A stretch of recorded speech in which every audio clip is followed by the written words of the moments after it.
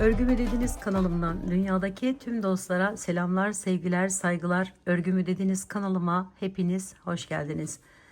Tığ işi mozaik tekniği kullanarak yapmış olduğum bu çiçek deseninin nasıl yapıldığını sizlere anlatmak ve paylaşmak istiyorum. Umarım sever ve beğenirsiniz. Beğeni ve yorumlarınızı videomun alt kısmında yapabilir. Ayrıca paylaşımda bulunarak daha çok kişilere ulaşımını sağlayabilirsiniz arkadaşlarım. Şimdiden hepinize sonsuz teşekkürlerimi sunuyorum ve bu güzel desen çalışması ile ne yapacağınıza şöyle kısaca bir değinmek istiyorum. Örneğin bir hırka yapımında alt kısmına bunları kullanabilirsiniz. Hepsini bu şekilde de devam ettirebilirsiniz. Kesmeden yapılan bir mozaik tekniği kullandığım desen çalışması oldu arkadaşlarım. Ayrıca battaniyeler yapabilirsiniz. Dilediğiniz her türlü ipi kullanabilirsiniz. Dokusu biraz kalın, onu söylemek isterim. O yüzden hani biraz daha ince bir ip kullanacaksanız daha rahat, daha iyi olur arkadaşlar. Özellikle battaniye yapımında kalın iplerle de devam edip daha kalın olmasını sağlayabilirsiniz arkadaşlar. Evet, şimdi kısaca bu şekilde değindikten sonra hemen bunu arkadaşlarım model olarak gösterdiğimi Nako Vals'in batik olan ipini kullandım. Şu şekilde bunu tabi tek renkte yapacağız şimdi. Tek renkle devam edebilirsiniz. Diğeri de şöyle bir ip arkadaşlarım. Ve 3 milim tığ kullandım modelimi yaparken. Şimdi ise Alize Cotton Gold'un şöyle iki düz rengiyle sizlere anlatmak istiyorum arkadaşlarım. Evet, hemen geçelim. Şöyle söylemek istiyorum. Ne projesi yapacaksanız şu arada arkadaşlarım, bakın şöyle şurası buraya kadar, bu direk gibi olan yere kadar 20 tane zincire ihtiyacımız var. Şimdi 20 20 20 20 ne projesi yapacaksanız ona göre çekiyorsunuz zincirlerinizi.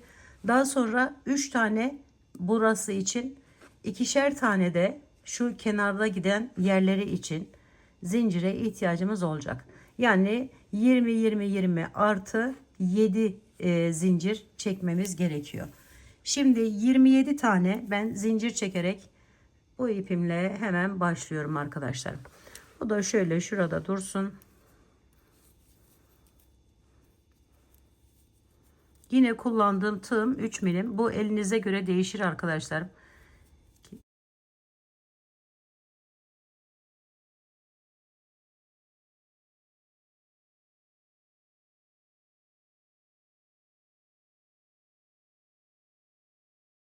Evet, 27 zinciri çektikten sonra bir tane fazladan çekip bakın şöyle giriş yapıyorum. Her bir zincirimin içerisinden bir ilmek çıkartarak sık iğne yapıp devam ediyorum.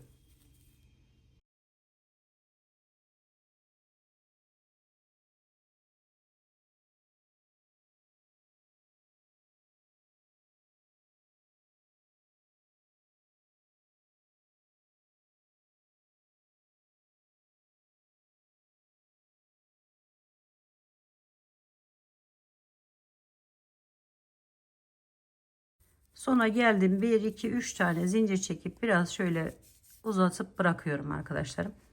Şimdi diğer rengimi hemen şuradan, bakın zincir çektiğim yerden girişimi yapıyorum. Bu şekilde aldım. Biraz şöyle ip bırakıyorum.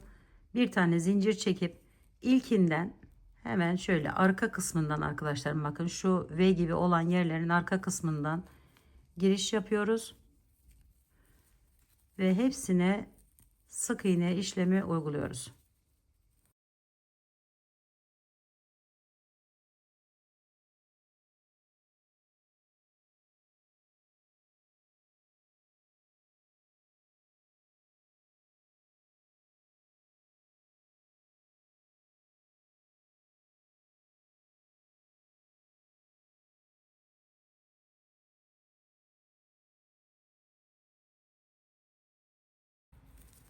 Sona geldik. 1 2 3 tane zincir çektim. Biraz gevşek bir şekilde bırakıyorum. Evet arkadaşlarım, ip değişikliği yaptım. Bakın 3 tane zinciri çekmiştim. Üzerine bir tane alıyorum. Şöyle bir tane buraya ikili trabzan yapıyorum.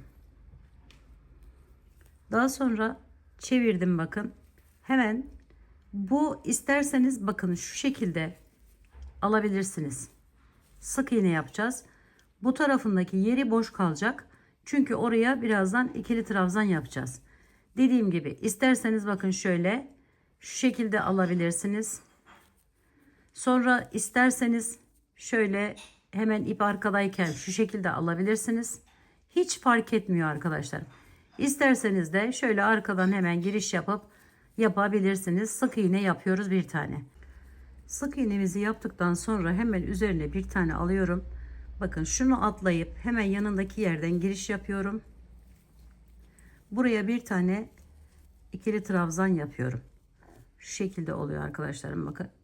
Sonra hemen yanındaki yere, yanında gelen bakın şu ikili trabzanımın yeri, şuradan giriş yapıyorum. Dediğim gibi istediğiniz şekilde alabilirsiniz bunu. Bir tane sık iğnemi yaptım. Sonra çeviriyorum ön tarafını. Buradan birini atlıyoruz yine. Ve 5 tane ikili trabzan yaparak devam ediyoruz. 1 2 3 4 5 5 tane ikili trabzandan sonra arkada bakın 5 tanesini zaten atlamış oluyoruz. 1 2 3 4 5. Bu altıncıya giriş yapıp 2 tane sık iğne yapıyoruz. 1 2. Sonra üzerine alıyorum. Aşağıya iniyorum tekrar. Buradan da 2 tanesini atlayıp üçüncüden giriş yapıyorum bu şekilde. Ve buraya 3 tane ikili trabzan yapıyorum yan yana. 1 2 3. Sonra çevirdim.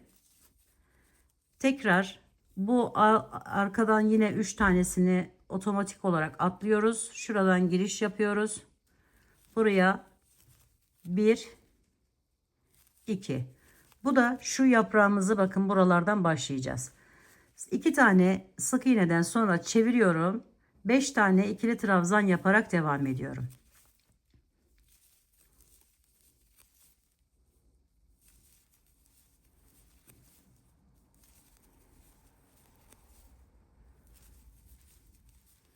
Sonra yine çevirdim. Bir tane sık iğne, bir tane ikili trabzan, bir tane tekrar sık iğne. Sonra hemen yanına 2 tane kenarda kalan ikili trabzanlarımı yapıyorum. Bunlar kenarda duracak arkadaşlar. Hiçbir modele etkisi olmayan birleştirme yerimiz. 3 tane zincirimi çektim ve biraz ipi bırakıp şöyle diğerine geçiyorum. Diğerine geçtim şimdi. Buradan 2-3 zincir fazla geldiği için bir tanesini çıkarttım. Hemen şu şekilde girişimi yapıyorum. Kenarından 1 2. Bu kenarda gidecek olan yerim. Bakın şu yerin üzerine şuranın içerisine bir tanesini böyle sık iğne ile geçmiştik. Oraya hemen böyle alıyorum ve bir tane ikili trabzan yapıyorum. Sonra yanındaki yere yine bir tane sık iğne, yanındaki yere bir tane daha ikili trabzan yapıyorum. Şu kenarda gidecek olan, yani şuralarda gidecek olan yerlerimi yapmış oluyorum böylelikle. Şimdi bu beşinin üzerine 5 tane sık iğne yaparak devam ediyorum. 1 2 3 4 5. Sonra aldım üzerine. Bakın bu boşluğa geldim. 2 tane ikili trabzan yapıyorum. 1 ve 2. Sonra çevirdim. 2 tane, pardon, 3 tane arada ikili trabzanım var. Üçüne de sık iğne yapıyorum ve devam ediyorum. 3. Sonra üzerine aldım. Yine aşağıya inip 2 tane ikili trabzan yapıyorum.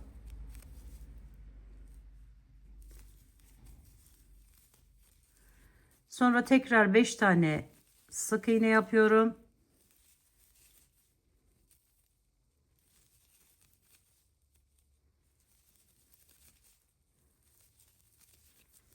Sonra bir ikili trabzan, bir sık iğne, bir ikili trabzan, iki tane sık iğne yapıyorum. 1 2 3 tane zincir çekip biraz gevşek bırakıyorum. Şimdi buraya geçtim diğer rengime.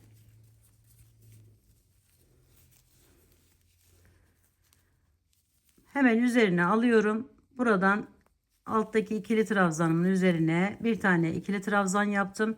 Sonra çevirdim. Bir tane sık iğne bu ikili trabzanımın üzerine. Bir. Hemen ortaya bir tane. İki.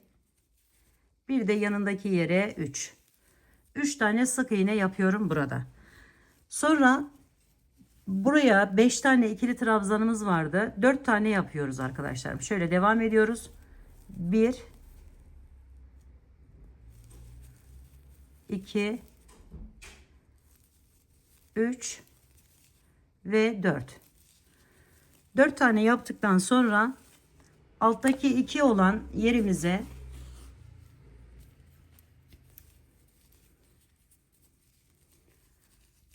hemen bakın bunun üzerinde bir tane kaldı. Şöyle arkadan yine giriş yapıp 4 tane sık iğne yapıyorum. 1 2 3 4. Sonra üzerine bir alıyorum. Bu 3 tanenin bir tanesine sık iğne yaptık. Buraya hemen şöyle alıp bir tane ikili trabzan yapıyorum. Tekrar 4 tane sık iğne yapıyorum. 1 2 3 ve 4. Sonra üzerine aldım. Buraya 4 tane ikili trabzan yaparak devam ediyorum. 1 2 3 ve bu da son 4. Sonra bir tane sık iğne, pardon 3 tane sık iğne ile devam ediyorum. 2 3 kenara geldim. Kenardaki ikili trabzanlarımı yapıyorum. 1. Bakın bunu da şöyle alırsanız daha güzel oluyor.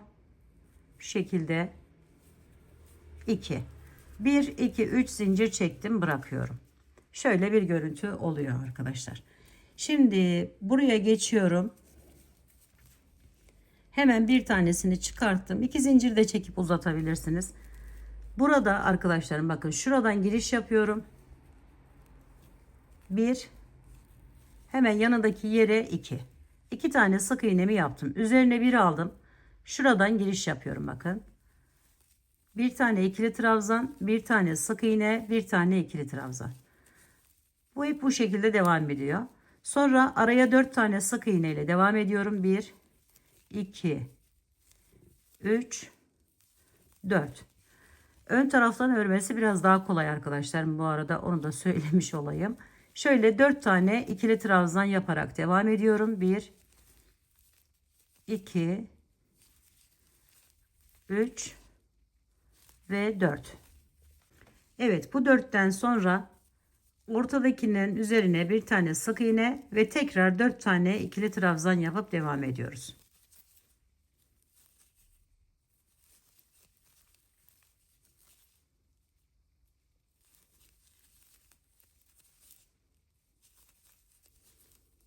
Sonra 4 tane sık iğne ile devam ediyoruz.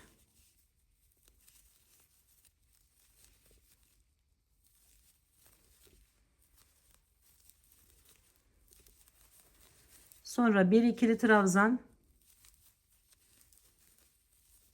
bir sık iğne, bir ikili trabzan daha, 2 tane sık iğne ile bitiriyoruz. 2 zincir çektim, biraz uzatarak bıraktım. Diğer rengime geçiyorum hemen.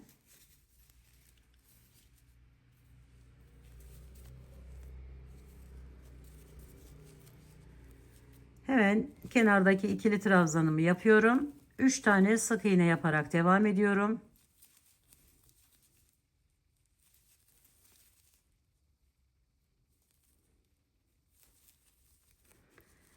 Sonra bu 4 olan yeri Yine 4 tane ikili trabzan yaparak devam ediyorum.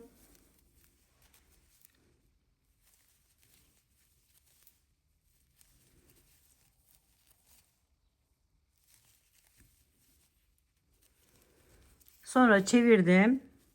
Hemen yine 4 tane sık iğne yaparak devam ediyorum.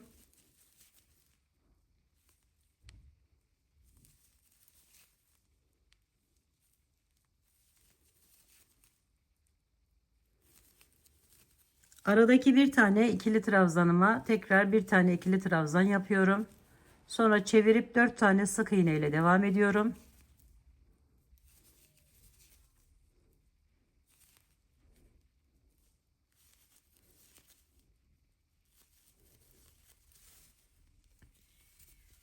Çevirdim ve 4 tane ikili trabzan yapıyorum.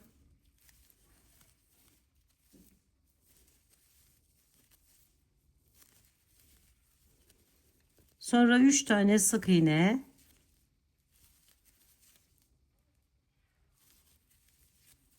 Sonra 2 tane ikili trabzan yapıp diğer rengime geçiyorum.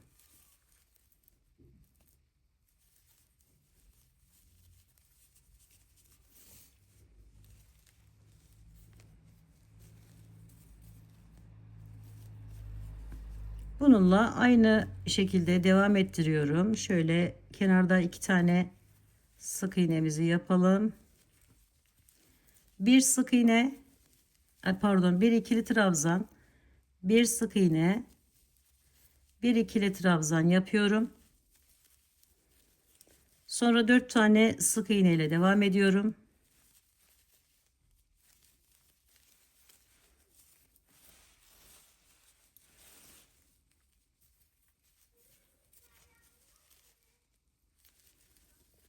Sonra 4 tane ikili trabzan yapıyorum.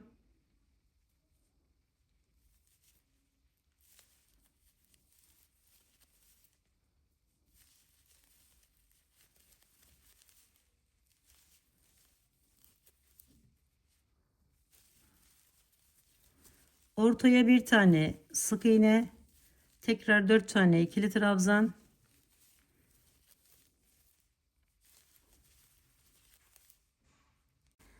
Buraya bir tane sık iğneden sonra üzerine bir alıyorum. Tam ortaya da kalan kısmına 2 tane ikili trabzan yapıyorum arkadaşlarım. Şu şekilde. Bu da şurası oluyor. Bu rengimiz de çok belli olmamış. Şurası oluyor arkadaşlar. Şimdi devam ediyorum. 3 tane sık iğne yapıyorum. 1 2 3. Sonra üzerine alıp tekrar 2 tane ikili trabzan yapıyorum buraya. 1 2, bir tane sık iğne, 2 tane ikili trabzan yapıyorum. 1 2 ve 2 tane yine sık iğnemizi yapıyoruz. Sonra bir ikili trabzan, bir tane sık iğne, bir tane ikili trabzan yapıyoruz ve 2 tane sık iğne ile bitiriyoruz. Bir iki zincir çekip bırakıyorum bunu. Şimdi diğer rengime geçeceğim.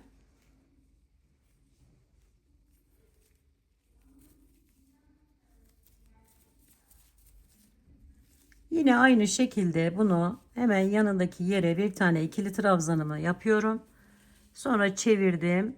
3 tane sık iğnemi yapıyorum buraya. 1 2 3. Çeviriyorum arkadaşlarım. Buraya bir tane ikili trabzan yapıyorum. Evet arkadaşlar, 1'e düşürüyoruz sayıyı, çeviriyoruz. Buraya sık iğneler yapıyoruz, devam ediyoruz.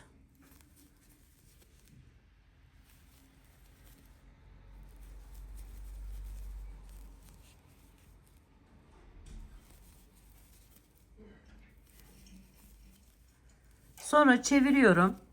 Bu arada bıraktığım 3 tane boşluğa 3 tane ikili trabzan yapıyorum.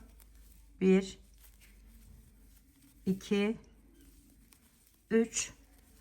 Sonra sık iğneler ile devam ediyorum yine. Şöyle sayalım. 1, 2,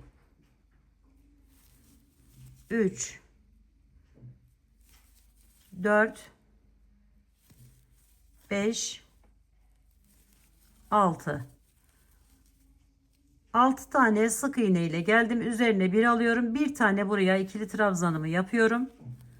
Sonra tekrar 3 tane sık iğne yapıp devam ediyorum. 1, 2, 3. Sonra kenardaki ikili trabzanlarımı yapıyorum. 1, 2, 3 zincir çektim, bıraktım. Bakın görüntümüz bu şekle gelmiş oluyor arkadaşlarım. Şimdi diğer ipimi hemen alıyorum.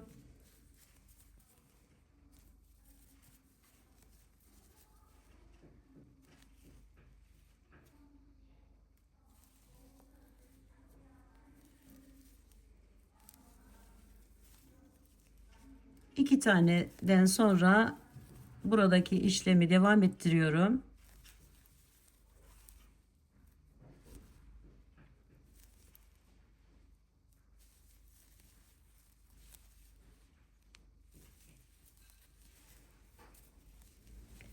Şimdi buraya arkadaşlar 4 tane ikili trabzan yapıyorum. 2, 3 ve bu da 4. 4 tane ikili trabzandan sonra çeviriyorum. Şöyle buradan başlayıp sık iğne yaparak devam ediyorum.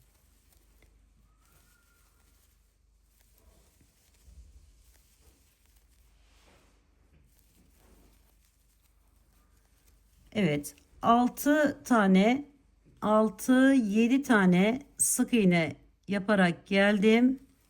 Bakın şurayının üzerini artık bitirmiş oluyoruz.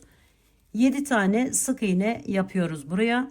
Sonra üzerine bir alıyorum ve buradan giriş yapıp şöyle başlayarak 4 tane ikili trabzan yapıyorum. 1, 2, 3 ve 4. Sonra sık iğne yapıyorum bir tane. Buradaki yerlerime bir tane ikili trabzan, bir tane sık iğne, bir tane ikili trabzan yapıyorum. 2 tane sık iğne ile bitiriyorum.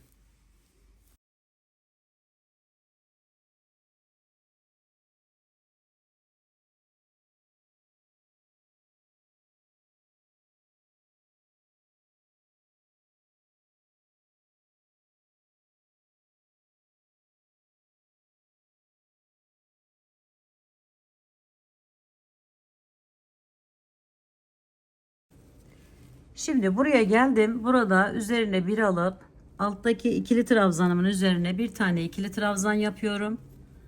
4 tane sık iğne yapıyorum. 1, 2, 3, 4. Sonra arkadaşlarım 3 tane ikili trabzan yapıyorum. Şuraya geldik. Bakın 3 tane bu tarafta var, 3 tane bu tarafta var. 3 tane buraya önce ikili trabzanımızı yapıyoruz. 1, 2 ve 3. Tam ortadakine buraya başlamak amaçlı bir tane sık iğne yapıyorum. Sonra tekrar üzerine alıp 3 tane ikili trabzan yaparak devam ediyorum. 4 tane sık iğne yapıyorum.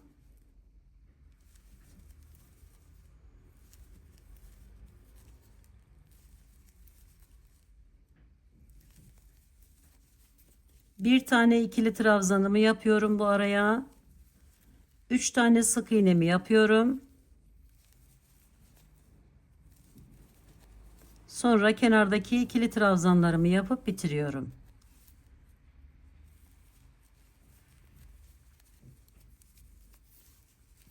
Evet, bakın şu şekilde bir görüntüye sahip oldu. Şimdi buradaki yapraklarımıza geçiyoruz. Geçmiş olduk. Hemen şöyle aldım. Bu rengimle yine 2 tane sık iğnemi yapıyorum önce. Sonra yine bir ikili trabzan,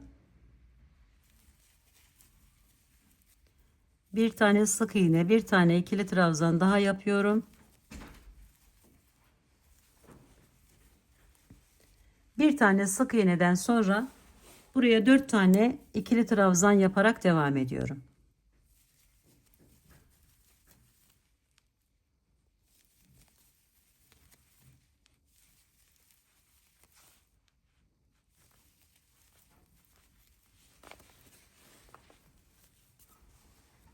Evet, buraya yine 3 tane sık iğnemizi yapıyoruz. Sonra tam ortaya bir tane ikili trabzan yapıyoruz. Tekrar 3 tane sık iğne yapıyoruz. 1 2 3. Evet, 3 sık iğneden sonra 4 tane ikili trabzan yaparak devam ediyorum.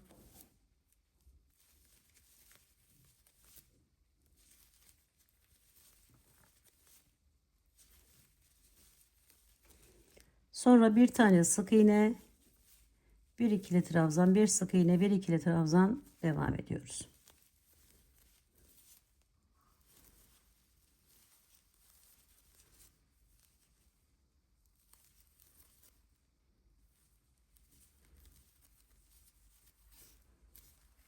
Bitirdik. Hemen diğer rengimizi alıyoruz.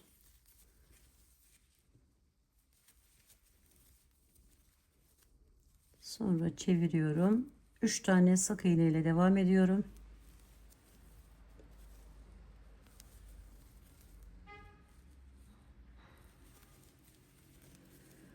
Şimdi arkadaşlarım buraya bir tane ikili trabzanımı yapıyorum ve 4 tane sık iğne yapıyorum.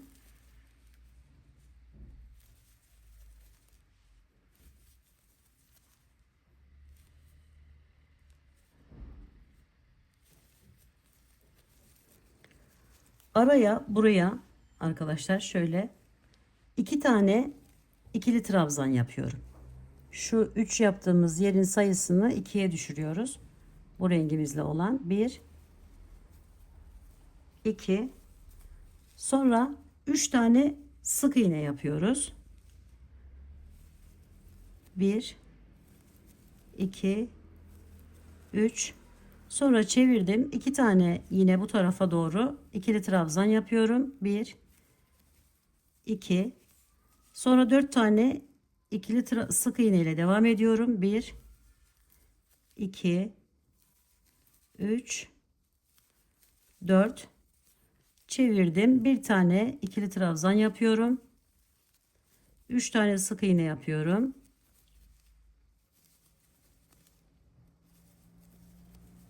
İki tane ikili trabzan ile bitiriyorum.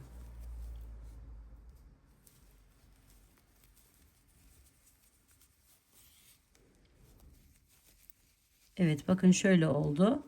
Şimdi bu rengime geçiyorum.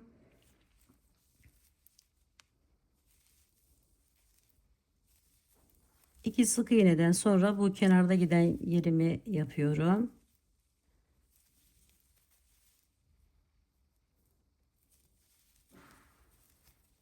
Şimdi burayı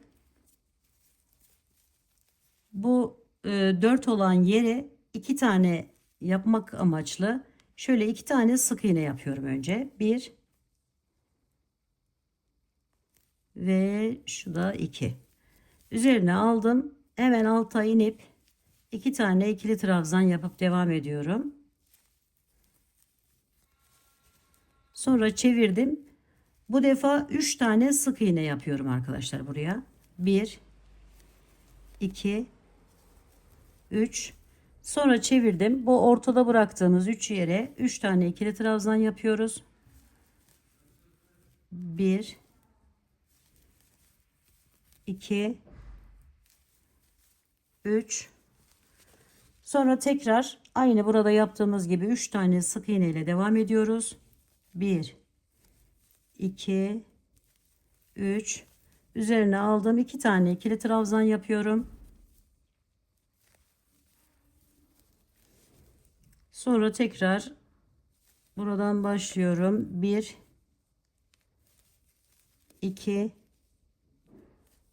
3 3 tane sık iğne yaptım arkadaşlarım buraya.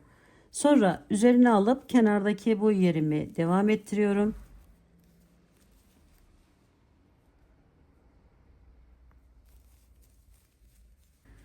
Evet, iki tane ikili trabzandan sonra şöyle aynı diğer tarafta yaptığımız gibi iki tane sık iğne yapıyoruz. 1 2, sonra üzerine bir aldım. Hemen bu kenardaki yerimi yapıyorum.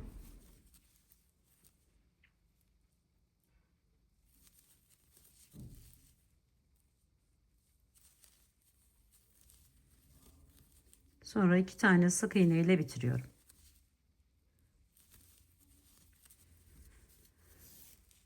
Evet, ve diğer rengime hemen geçiyorum.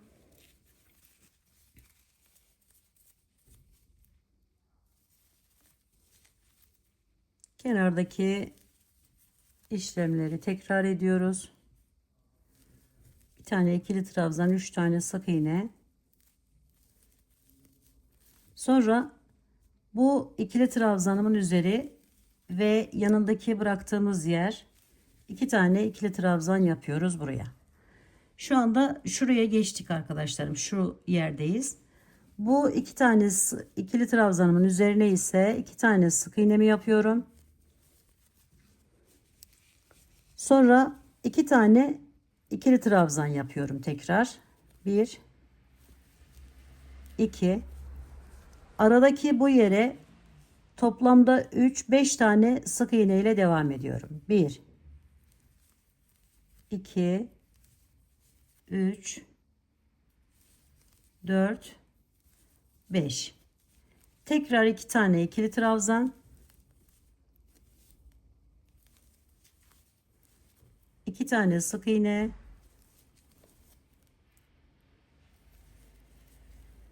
iki tane ikili trabzan yapıyoruz.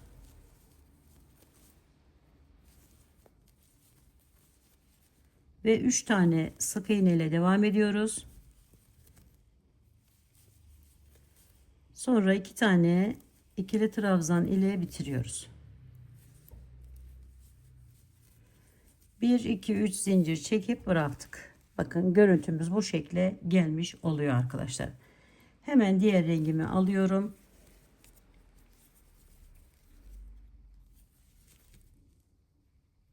Kenarı normal bir şekilde devam ettiriyorum.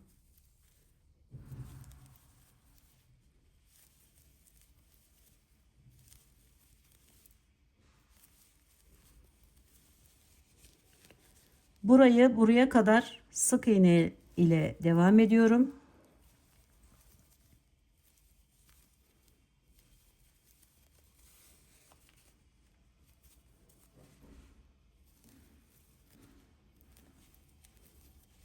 Buraya arkadaşlarım iki tane bu tarafa ikili trabzan,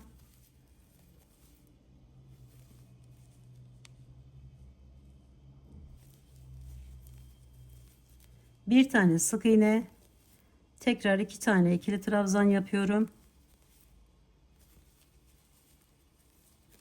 Sonra iki tane sık iğne, pardon, 2 3 4 5 6, aynı buradaki gibi 6 tane sık iğne ile geldim.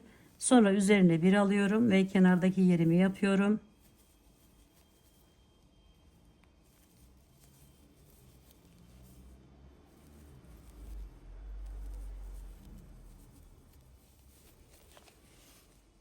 İki zincirle tamamladım. Şimdi diğer ipime geçiyorum.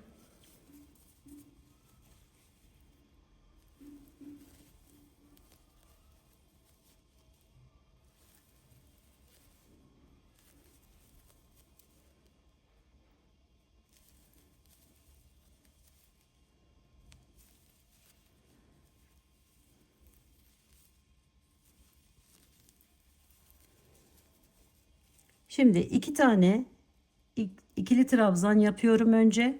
Sonra çevirdim. Hemen buraya iki tane sık iğne yapıyorum. Üzerine aldım. Bu ikisinin üzerine yine 2 tane ikili trabzan yaparak devam ediyorum. Aradaki beşli yere 5 tane sık iğne yapıyorum.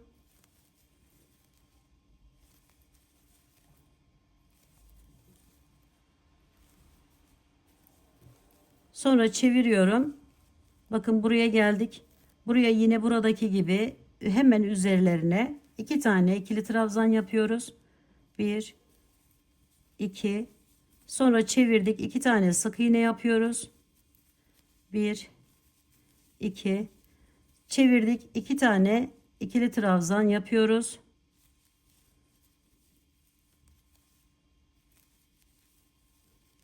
Üç tane sık iğne ile devam ediyoruz.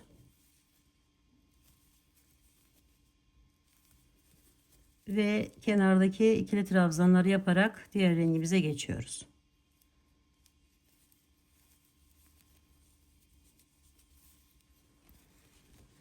Evet, görüntümüz de bu şekle gelmiş oluyor arkadaşlarım. Buradan tekrar burayı başlayıp devam edeceğiz. Bakın şöyle göstereyim size. Yarılamış olduk. Tamamen yarısı. Şimdi buradan başladık. Bu şekilde gözüküyor. Hemen çevirirsek tam tersini yapacağız arkadaşlarım. Evet, şimdi diğer rengimize geçelim.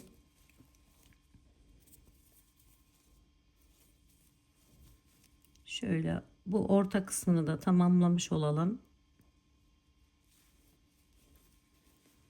Kenardan 2 tane yaptıktan sonra yine aynı işlemi tekrarlıyorum.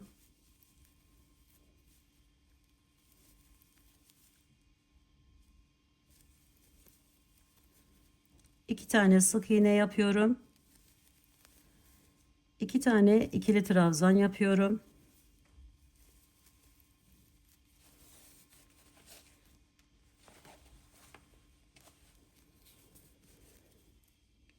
İkili trabzanlarımın hemen üzerine 2 tane sık iğnemi yapıyorum. Şöyle bunu yaptıktan sonra buranın sayısını 5'ti. Bunu 3'e düşüreceğimiz için ve artık toparlamaya başlayacağımız için bir tane daha sık iğnemi yapıyorum buraya. Şöyle. Sonra üzerine alıp 3 tane ikili trabzan yapıyorum. Bakın şöyle giriş yapıyorum buradan. 1 2 3. Sonra yine 3 tane sık iğne yapıyorum.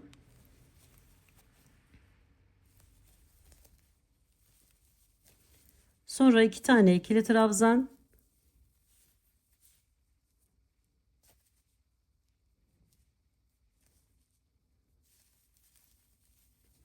İki sık iğne ve kenardaki yerimizi yapıyoruz.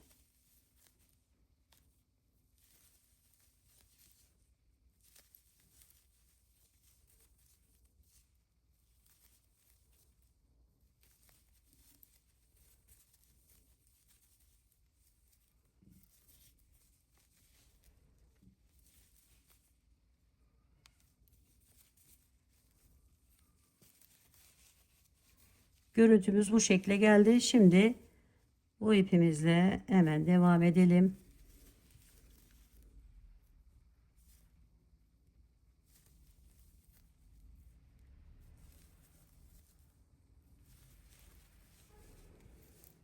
Buraya yine bir tane ikili trabzan yapıyorum. Şurayı yapacağım için arkadaşlarım 4 tane sık iğne ile devam ediyorum. 1 2 3 ve 4. Sonra yine 2 tane, biri bunun üzerine, biri de hemen yanına ikili trabzan yapıyorum.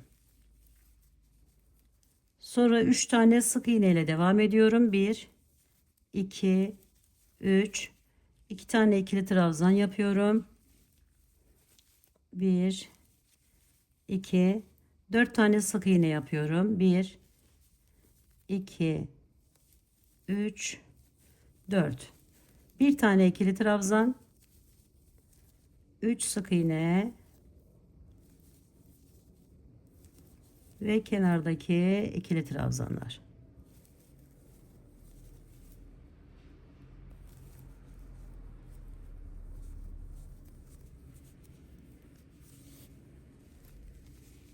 Evet, şimdi buna geçelim.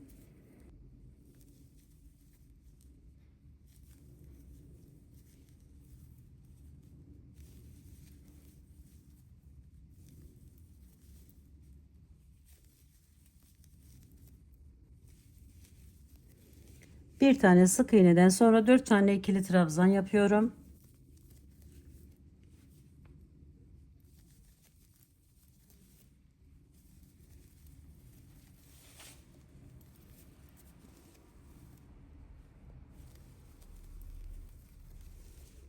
Üç tane sık iğne yapıyorum arkadaşlar. Bakın toplamaya başladık demiştim. Şöyle 1, 2, 3. Tam ortasına bu üçlünün bir tane ikili trabzan yapıyoruz. Tekrar 3 tane sık iğne. 1, 2, 3 ve buradan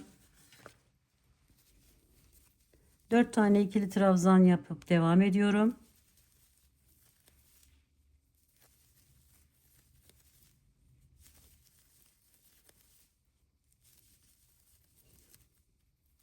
Bir tane sık iğne ve kenar.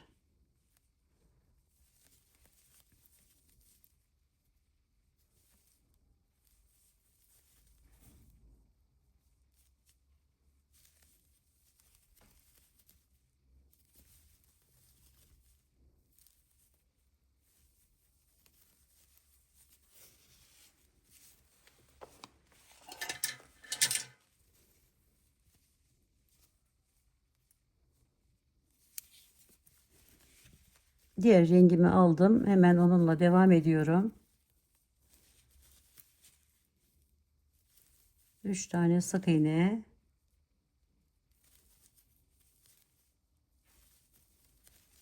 Buraya bir tane ikili trabzan. Sonra çevirdim.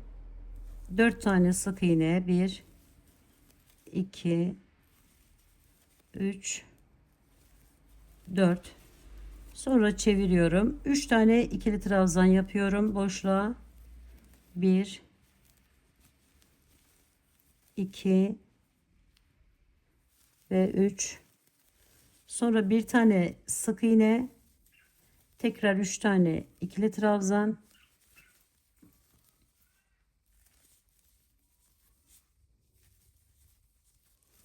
Dört tane ikili sık iğne. 1, 2, 3, 4. Buraya bir tane ikili trabzan. 3 tane sık iğne.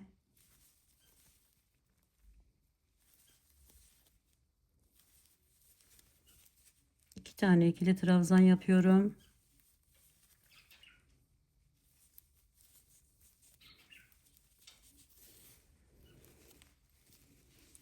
Evet, bakın şöyle bir görüntü elde ettik. Şimdi tekrar bu ipime geçtim.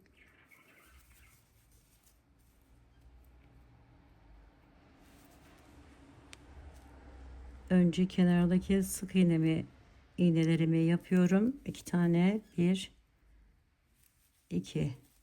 Sonra buradaki yerimi aynı şekilde devam ettiriyorum. Bir ikili trabzan, bir sık iğne, bir ikili trabzan. Buraya başlıyorum. Bir tane sık iğneden sonra 4 tane ikili trabzan yapıyorum.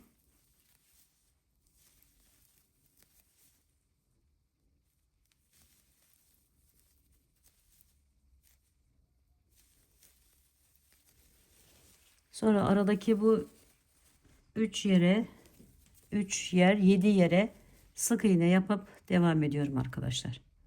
Şöyle 1, 2, 3, 4, 5, 6 ve 7. Sonra çevirdim. 4 tane ikili trabzan.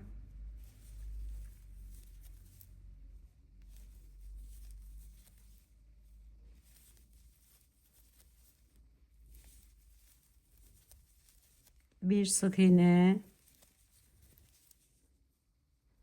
Bir ikili trabzan, bir sık iğne, bir ikili trabzan ve bitiriyoruz burayı da.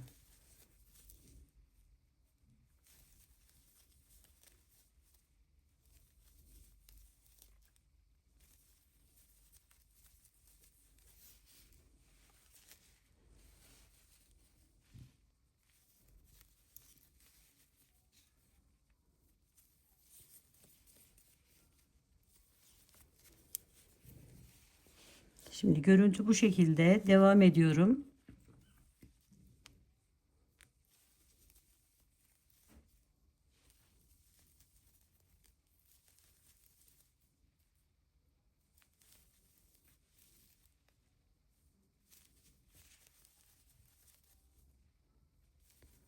Dört tane sık iğne yapıyorum bunların üzerine.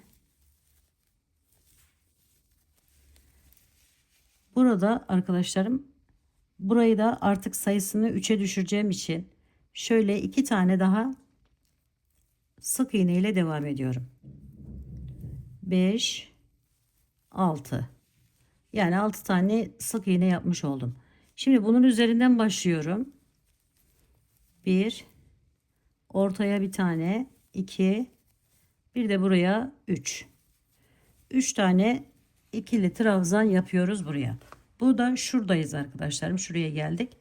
Şimdi yine 6 tane sık iğne yaparak devam ediyoruz. 1, 2, 3, 4, 5, 6. Sonra bir tane ikili trabzan yapıyoruz buraya.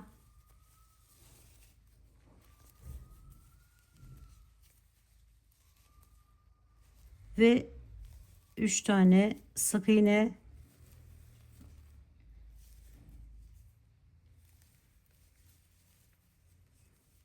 iki tane ikili trabzan ile bitiriyoruz.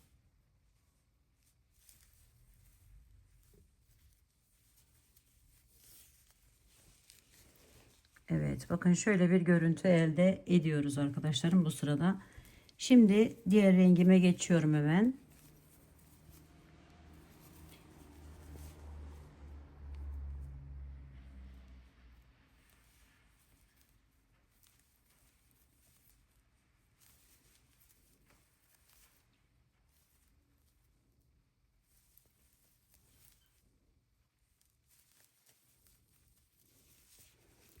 Buraya 2 tane sık iğne yapıyorum. 1, 2.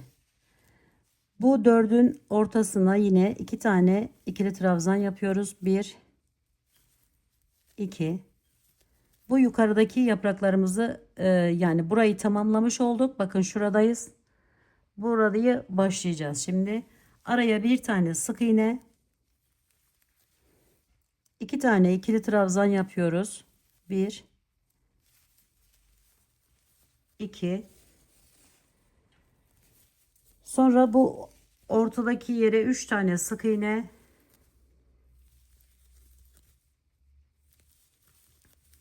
sonra 2 tane ikili trabzan,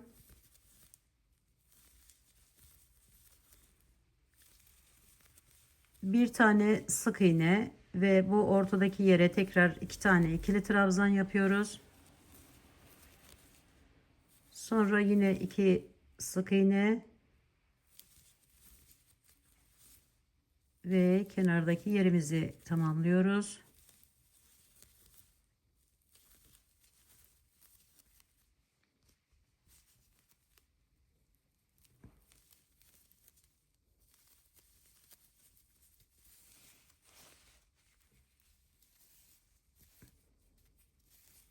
Diğer ipime geçiyorum arkadaşlarım şimdi.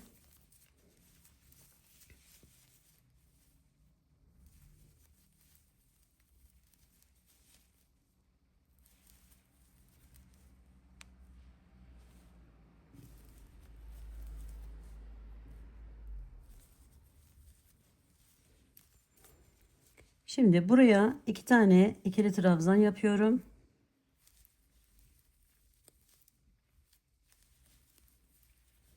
Hemen yanındaki yere sık iğnelerle ile devam ediyorum. 1, 2. Bu araya da yapmıyoruz arkadaşlarım. 3, 4, 5, 6. 6 tane sık iğne yaparak geldim. Sonra üzerine bir alıyorum. Tam ortadan içerisinden şu şekilde alıp bir tane ikili trabzan, tekrar çevirdim. 6 tane sık iğne yaparak devam ediyorum. Yine 1, 2, 3, 4, 5, 6. Üzerine alıp 2 tane ikili trabzan, 1 2, sonra 3 tane sık iğne, 1 2 3 ve 2 tane ikili trabzan yapıp diğer rengime geçiyorum.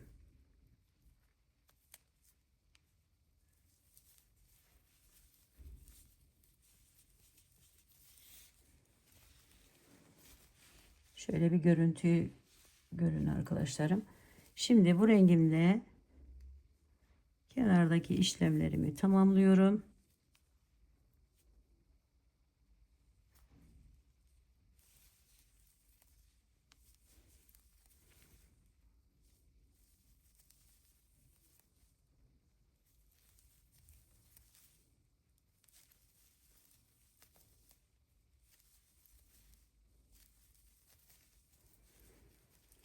Sonra burayı arkadaşlarım şu ikisinin üzerine de sık iğne ile geçiyorum.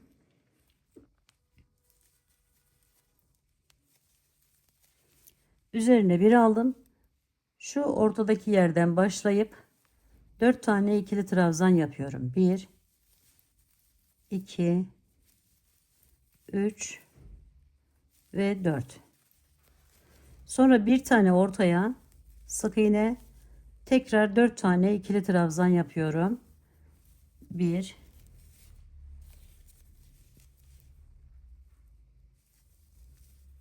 2 3 4. Sonra yine 1 2 3 4 4 tane buradaki gibi sık iğne ile geldim. Kenardaki yerimi tamamlıyorum arkadaşlar. 1 ikili trabzan, bir sık iğne, bir ikili trabzan, 2 tane sık iğne ile bitiriyoruz.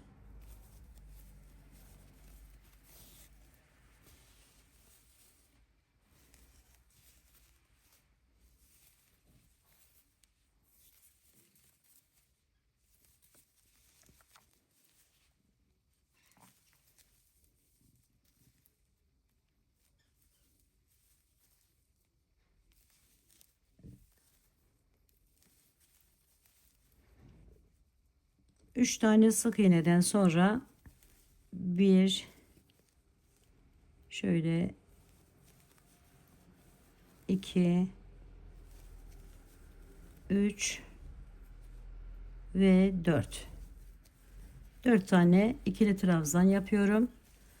4 tane sık iğne ile devam ediyorum. 1 2 3 4. Sonra üzerine alıp bir tane ikili trabzan, tekrar 4 tane sık iğne, 1 2 3 4. 4 tane ikili trabzan yaparak devam ediyorum.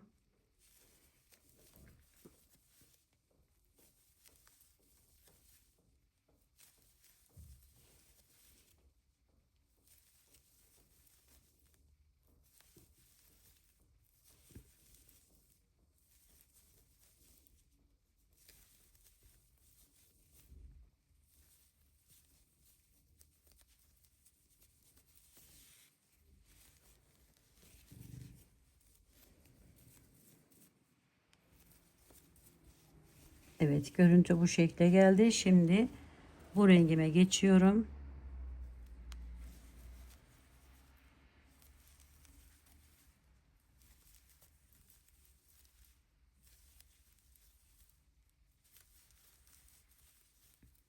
Buraya yine 4 tane sık iğne,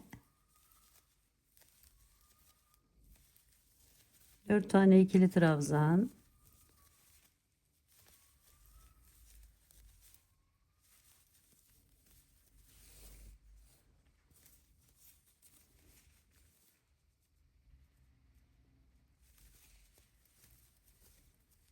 bir tane sık iğne, 4 ikili trabzan yapıyoruz.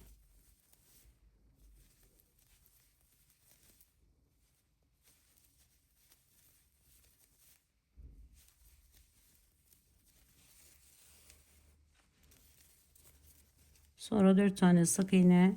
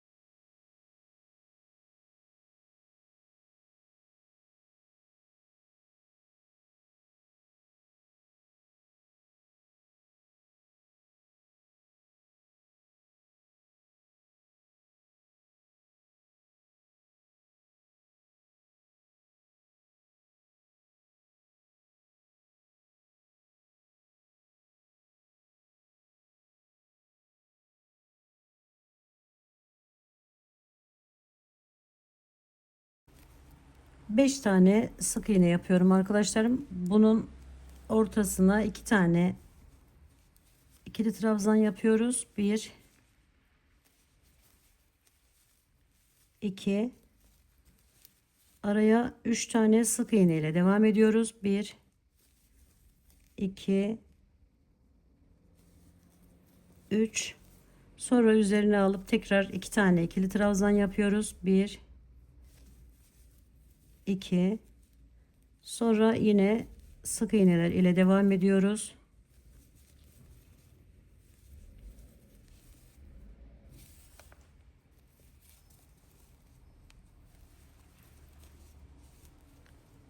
Buraya geldik. Yine bu kenardaki yerimizi tamamlıyoruz.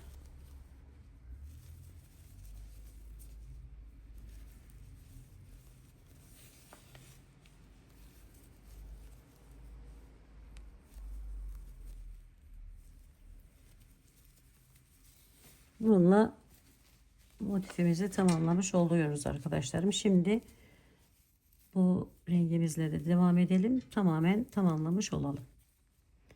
Şöyle aldım. Yine kenardaki bir tane olan ikili trabzanımı yapıyorum. Bu arada bunu artık kesebiliriz. Rengimizi tamamladık çünkü. Sonra yine devam edecekseniz tabi kesmiyorsunuz. Bu sadece bu motifin olan kısmını tamamlamış olduk. Şöyle yine 3 tane sık iğne ile devam ediyorum. Buraya 5 tane ikili trabzan yapıyorum. 1 2 3 4 ve 5. Sonra 2 tane sık iğne,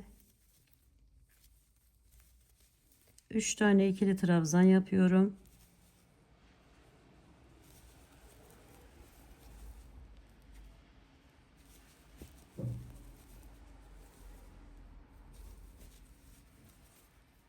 2 tane sık iğne yapıyorum. 5 tane ikili trabzan yapıyorum. İlk baş sıramız arkadaşlarım. İlk sıramıza geri dönmüş oluyoruz böylelikle.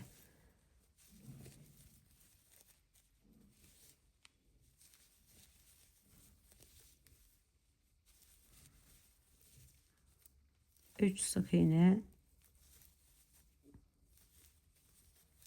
2 tane ikili trabzan ile bitiriyoruz.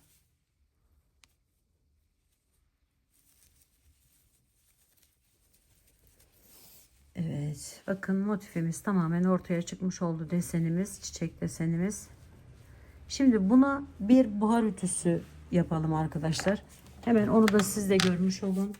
Şöyle ütümüzü alalım. Kesinlikle bir buhar ütüsü yapın derim. Çok daha güzel ve gösterişli oluyor. Özellikle Alize Kotor'un ya da Alize'nin herhangi bir ipini kullanırsanız arkadaşlar, şöyle arkadan tutup